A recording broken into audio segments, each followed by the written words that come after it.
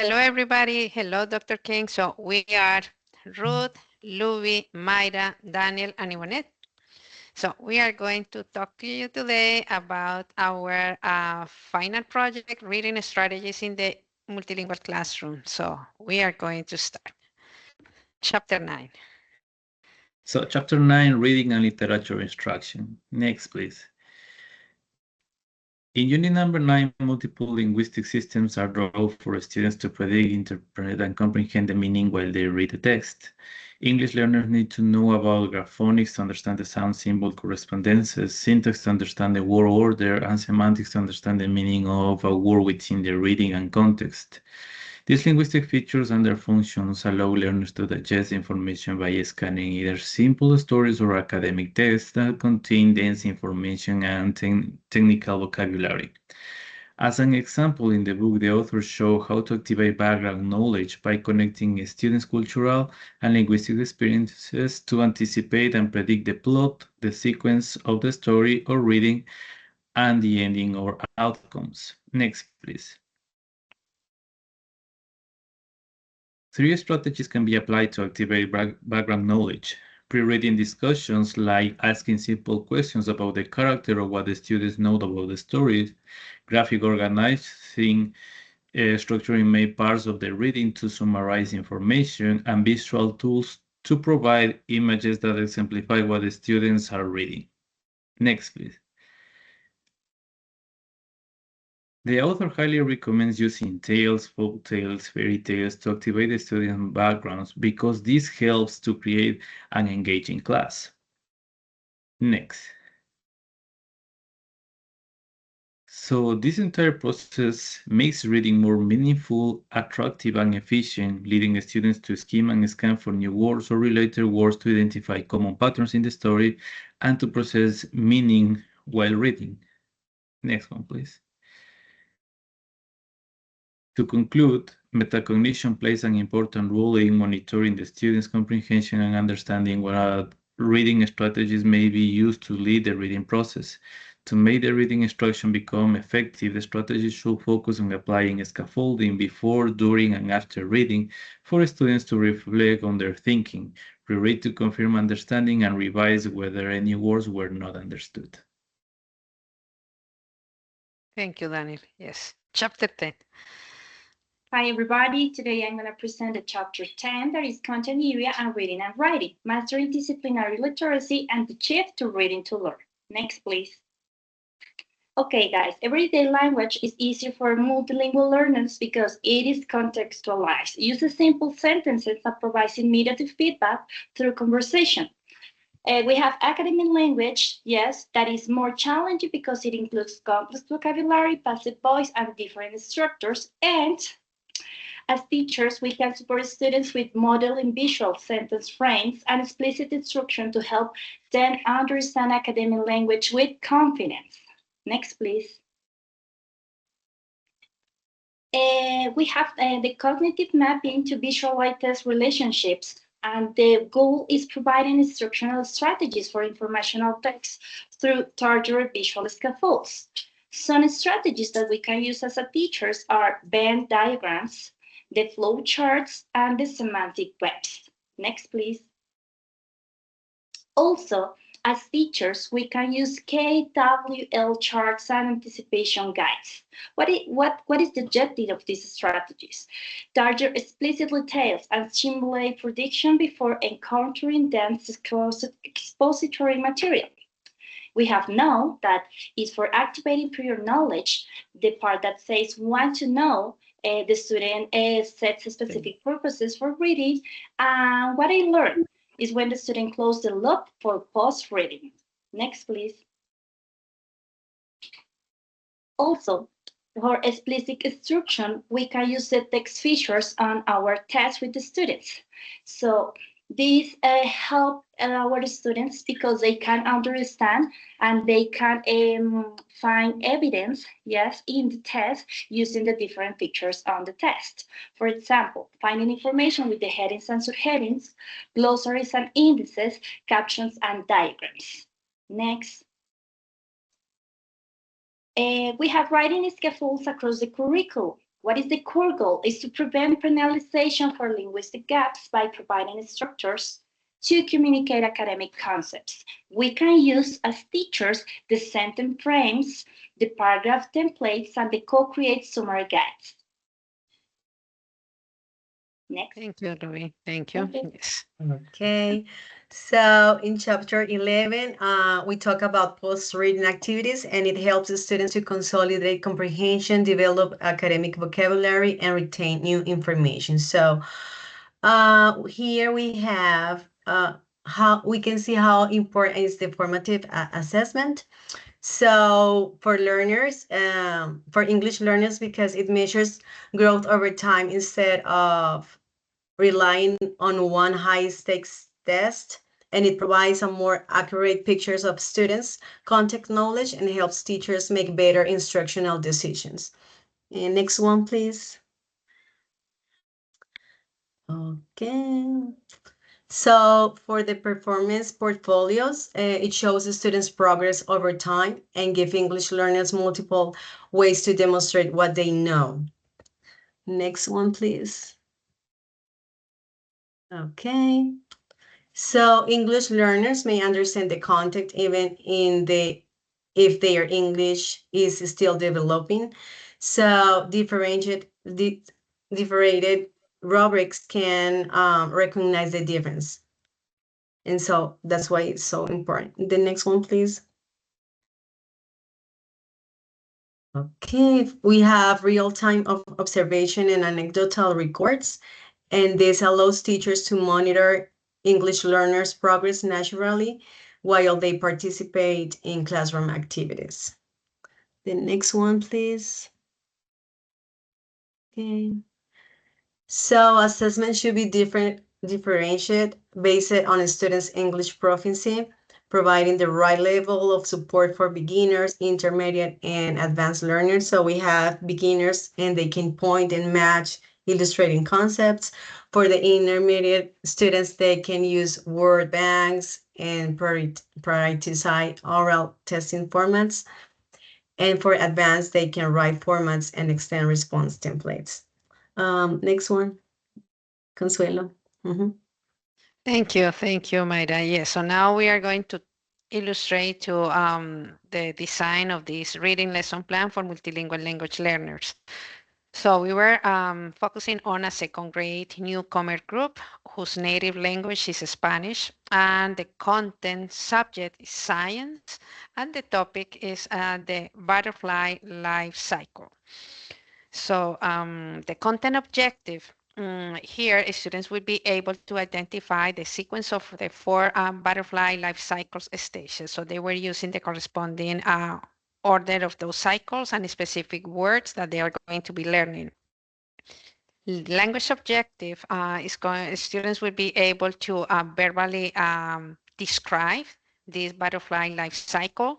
They are going to be using specific visual aids, visual cards, gestures, and sequence words like first, next, then, and last. So here we have just to be focusing on the following. How content books and storybooks are going to be given to our multilingual learners. So according to Pergoy and Boyle, 2017, so they said that our multilingual learners are going to be able to read currently, yes, and very with high levels of comprehension in English, as long as they are just connecting their background knowledge and their literacy process in their first language. So if that connection exists, the reading process is going to be successful. So we as teachers need to be facilitators in this process, giving the proper recognition to what they are bringing to our classrooms. So the schema theory and background is just that, giving the recognition to what the students bring. So their literacy in their first language, when they don't have it, so it's when we have just to get this challenge and get ready to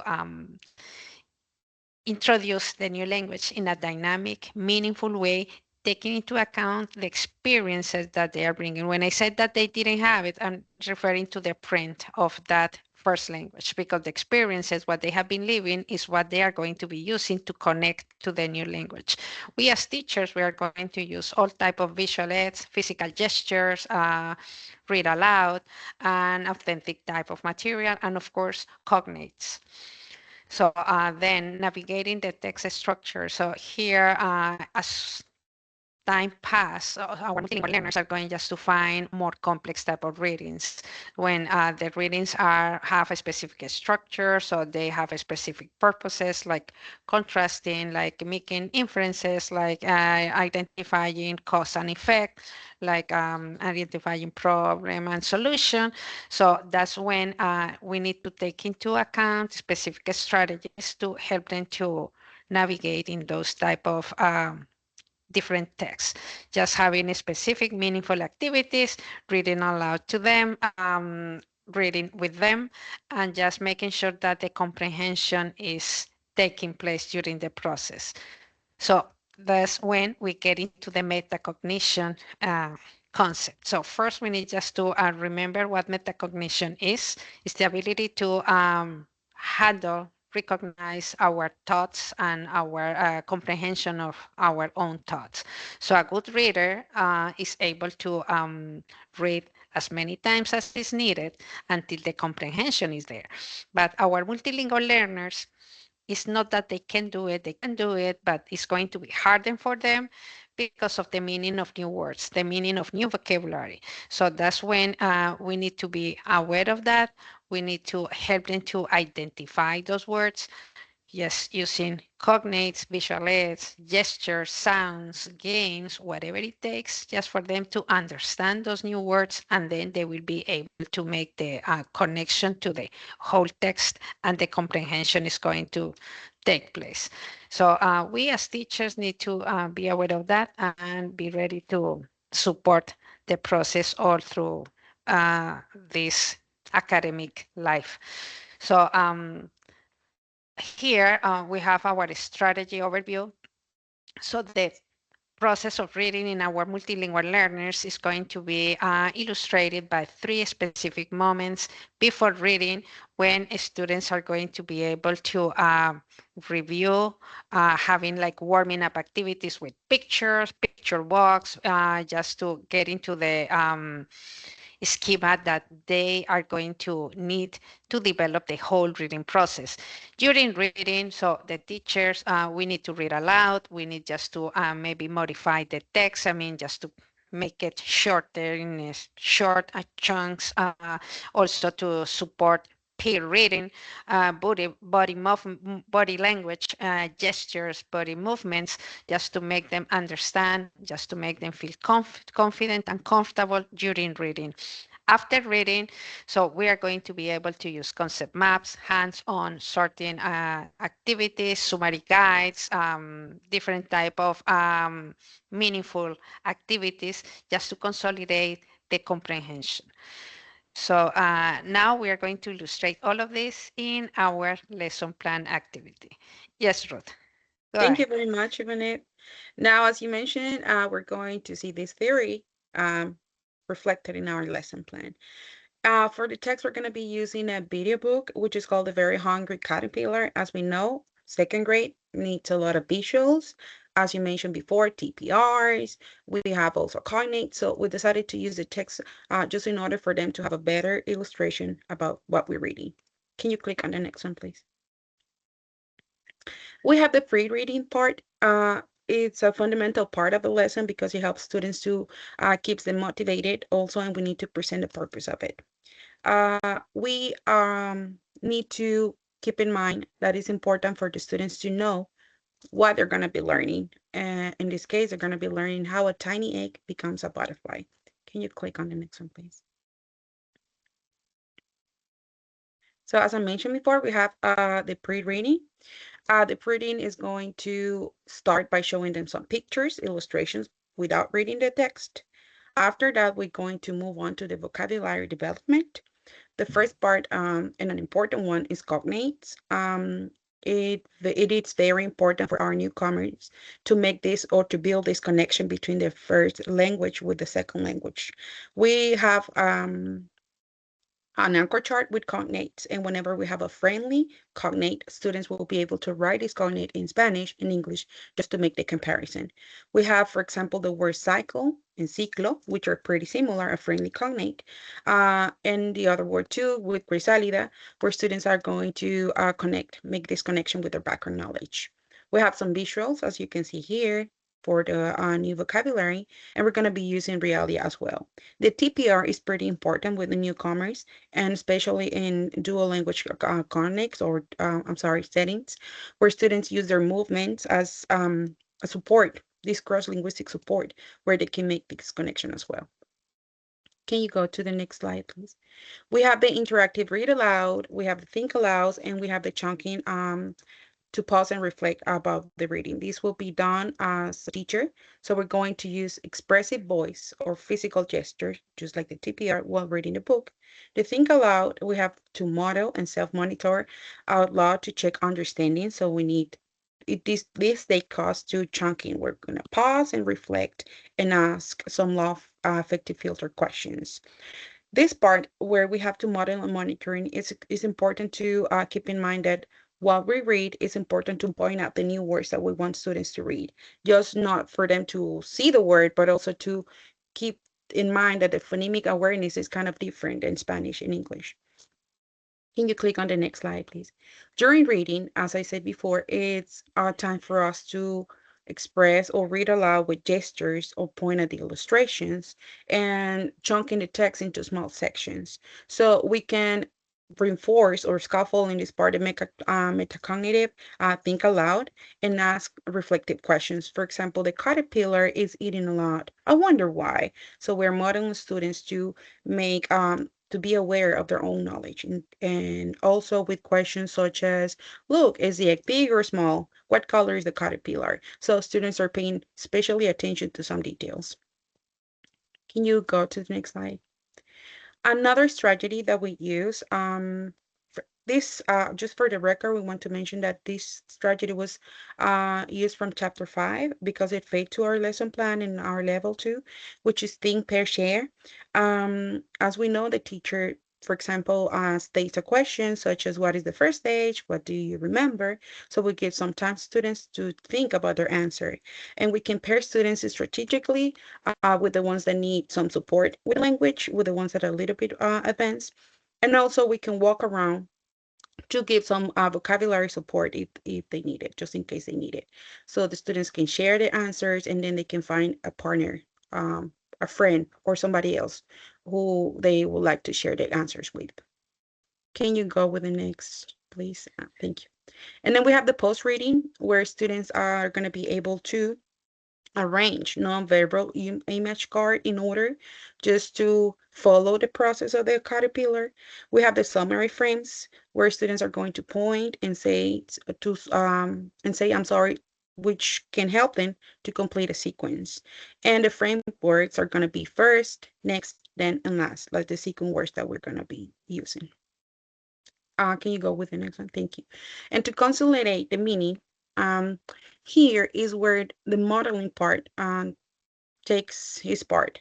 As I mentioned before, it is important for us as teachers to point at the words, to pronounce the words, to ask the students to repeat it, and this will help them in this case. This specific strategy, for example, activity, will help students to match an image according to the stage by following the sequence words, first, next, then, and last. So everything takes place here. Everything makes sense at the end. So students are going to be able to sort out these pictures in order. And then we have, can you go with the next slide, please? We have the next steps, as you can see. As we know, second graders learn a lot by interacting with things. So we have Interactive Science Center, where students are going to manipulate life cycle figures by tracing vocabulary. We also need to, in this part of this level, it's important for students to find these differences between the non-fiction and also narrative stories. So we're going to watch some videos to compare the fiction versus real life. We also have the butterfly project, which is very interesting, where students are going to see how the butterfly goes, from an egg to a butterfly by seeing their every day. Every day they're going to see the changes. And along with this, we are going to have some writing scaffolds, some journals where students are going to be writing the process of the butterfly cycle. So for the ones that need some support, they're going to be able to draw at least the process, but we're going to make sure that they copy the sequence sentences or sequence words. And for the ones that are a little bit more advanced are going to be able to write the process itself, like first, it was an egg, and so on. So we are going to be using some scaffold until the students are able to describe this cycle by themselves. So this was our lesson plan. I hope you have enjoyed it, and thank you very much for your attention. I don't know if you would like to add something else, guys. Oh, thank you. Thank you very much. And yes, so that was a pleasure to work with all of you. Dr. King, thank you for listening to us. And yes, Bye. Thank you so much. bye-bye. Thank you. Have a nice Thank day. you. Bye-bye. Bye. Thank you. Thank you.